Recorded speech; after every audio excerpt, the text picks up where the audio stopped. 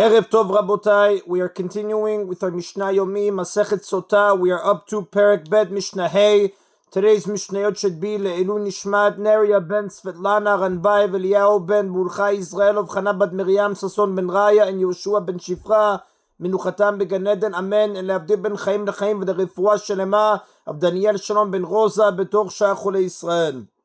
Before the verses are written on the parchment, a Kohen says the oath and the curse to the Sotah, and she responds, Amen, Amen. These Mishnah do not follow the actual sequence of the ritual. The actual sequence is as follows.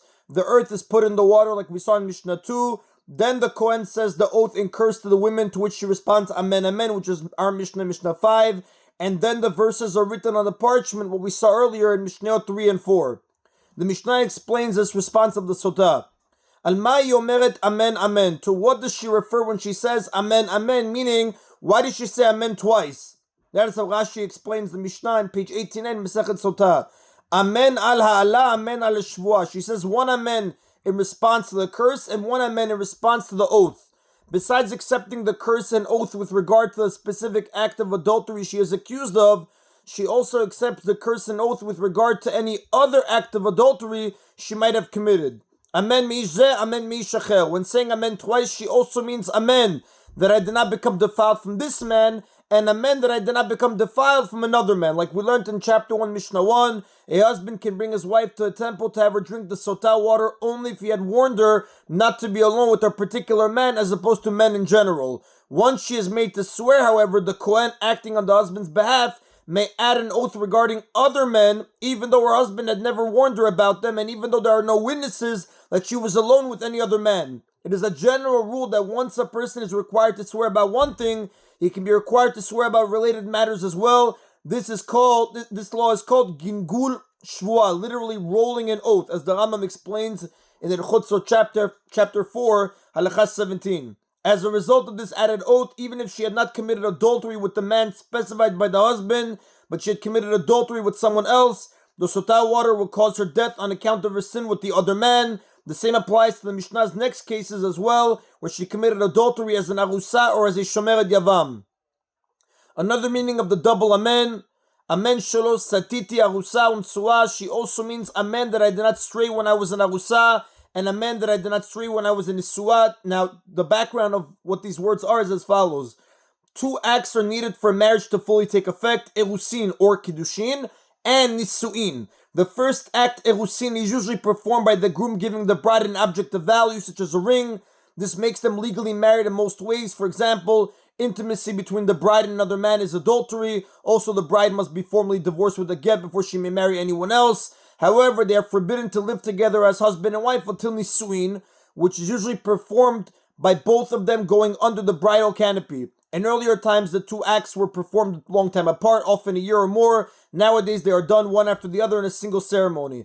After the first act, Erusin, the wife is called an Arusa, and after the second act, Nisuin, she is called an Nisuah. If the husband of an Arusa warned her not to be alone with a certain man, and she disobeys the warning, she becomes forbidden to him, but she is not allowed to drink the bitter water, as we will see in chapter 4, Mishnah 1. Nevertheless, if a woman becomes a Sotah when she is a Nisuah, her husband can also make her swear that she did not commit adultery when she was an Arusa. V'shomeret yavam uchnusa, and in the case of a Yevama who became a Sotah after marrying the Yavam, she means amen, that I did not become defiled when I was waiting for the Yavam to marry me, and amen, that I did not become defiled after I married him. Now, the Mishnah refers here to a Yevama who, after marrying her Yavam, was warned by him not to be alone with a certain man, but she disobeyed his warning, becoming a Sotah. Now, a Shomeret Yavam, a woman waiting for the Yavam, is a Yevama who has not yet performed Yibum or Chalitza with one of her deceased husband's brothers.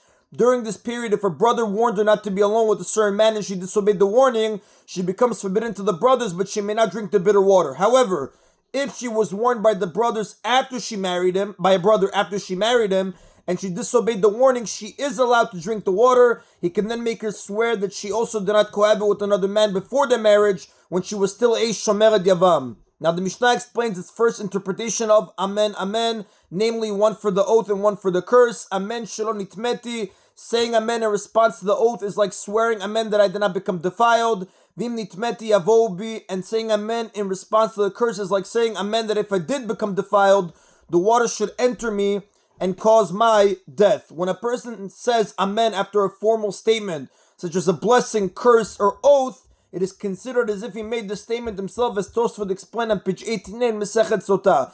Just to go back to the Shomeret Yavam for a moment, we're going to learn in the next Mishnah, B'Srat Hashem B'li Neder, that the Sotah's oath can apply only to an act of cohabitation that would make a woman forbidden to her husband. The Gemara cites a dispute between Rabbi Akiva and the sages as to whether a Shomeret Yavam who cohabited with another man becomes forbidden to marry one of the brothers.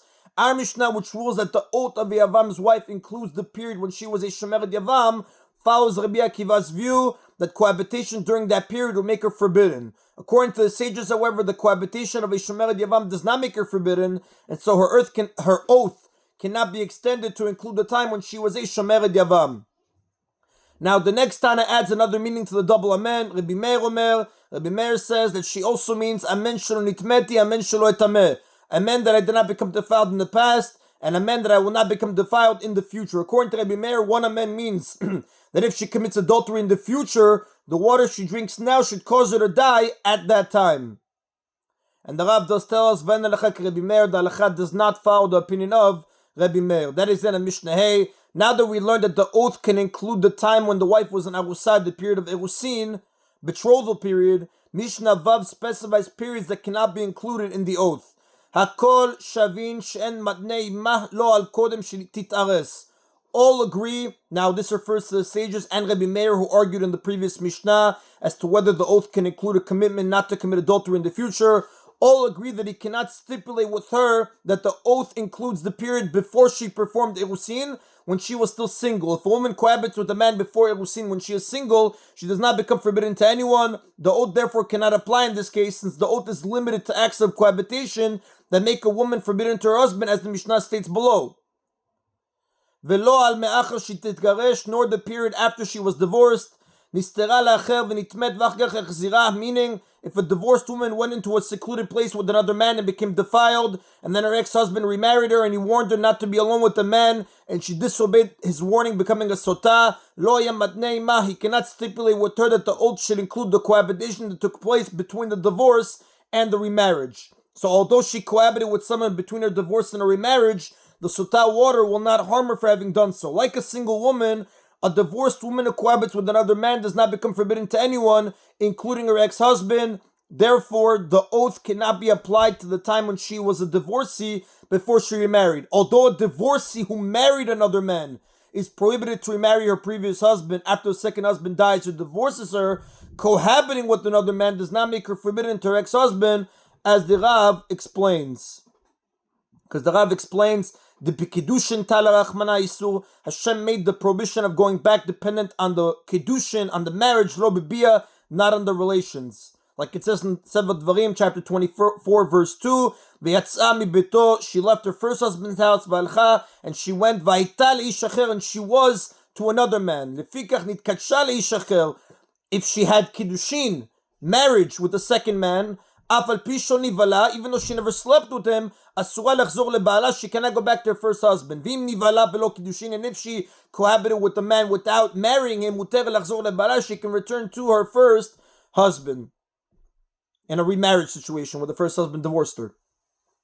Look at the Rav for more details. Now, the Mishnah states the principle behind these laws. Zaklal, this is the rule. Kol shetiba'el velo hayta asura lo haya matnei ima. In every case where cohabiting would not prohibit her to her husband, he cannot stipulate with her that the oath should also refer to that cohabitation. A husband can apply the oath only to acts of cohabitation that would make her forbidden to him. According to this rule, if a divorcee remarries her ex-husband and then becomes a sotah, he can make her swear that she did not commit adultery during their first marriage, since that would indeed make her forbidden to him even now. As the Tosfot Yom explains based off the Gemara on page 18b in Masechet Sotah. And that is the Nabotai of today's Mishna Yomi. Baruch Adonai Leolam. Amen v'amen.